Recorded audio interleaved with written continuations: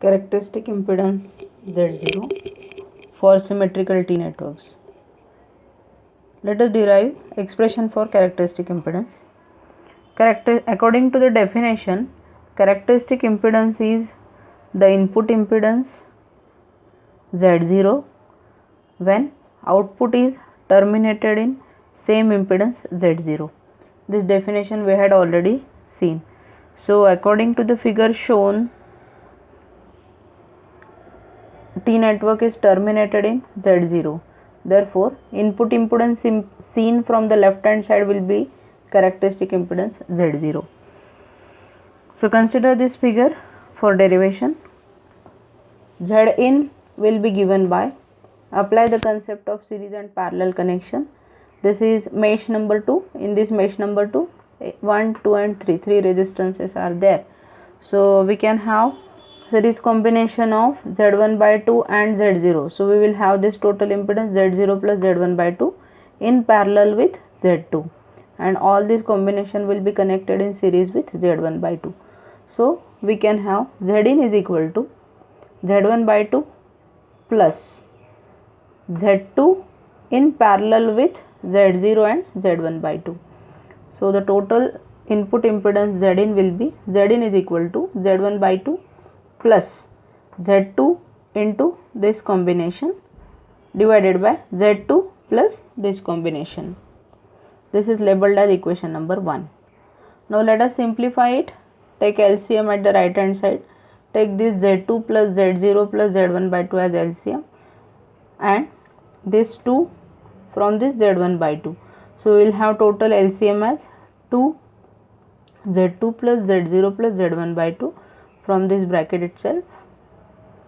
Okay, so in the left hand side we will have Z1, this Z1 in the numerator multiplied by this bracket, entire bracket Z2 plus Z0 plus Z1 by 2 plus, now right hand side term 2, as there is 2 in the LCM, 2 into Z2 multiplied by Z0 plus Z1 by 2, like this. Now we can again simplify, multiply by Z1 inside this bracket, multiply by 2 Z2 inside this bracket, and expand all the terms. As well as we know, this Zin, which is seen from the left hand side of the network, is called as characteristic impedance Z0. So we can write, by the property of symmetrical networks, we can write, by the property of symmetrical network, Zin is equal to Z0, because this is the definition. Okay, so Zin is equal to Z0. So replace this left hand side Zin, replace this left hand side Zin by Z0. Okay, so Z0 we can write.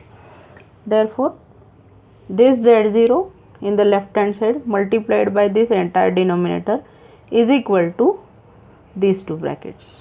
Okay, so we will have Z0 into this denominator, that is 2 into Z2 plus Z0 plus Z1 by 2 is equal to, numerator as it is, Z1 into Z2 plus Z0 plus Z1 by 2 plus this numerator as it is, 2Z2 into Z0 plus Z1 by 2. So we have written it here as it is. Now expand the terms, multiply by 2 into Z0 inside this bracket. So we will have 2 into Z0 into Z2 plus 2 into Z0 into Z0, that is 2Z0 square, plus 2 into Z0 into Z1 by 2. Now this is Z1 divided by 2, and this is 2 times Z0. So 1 by 2 and 2 will get cancelled, and we will have the term Z0 and Z1 here, is equal to, now this side expand these brackets, Z1 into Z2, so Z1 Z2 term, Z1 into Z0, so Z1 Z0 term, Z1 into Z1 by 2, that is Z1 square divided by 2, plus 2Z2 into Z0, that is 2Z2 into Z0 as it is, 2Z2 into Z1 by 2. So 2 into 1 by 2 will get cancelled, and we will have Z2 into Z1 like this. Okay, now we can cancel similar terms.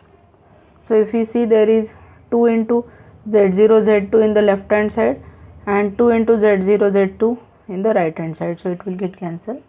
Similarly, Z2 into Z1 term, Z0 into Z1 term, this term and this term will get cancelled. Therefore in the left hand side there is only one term, that is 2 into z0 square. So 2 into z0 square is equal to z1 square by 2 plus z1 z2 z1 z2. So 2 times z1 z2 plus z1 square by 2. So 2 terms are left in the right hand side, whereas only one term is left in the left hand side. Therefore transfer this 2 in the right hand side.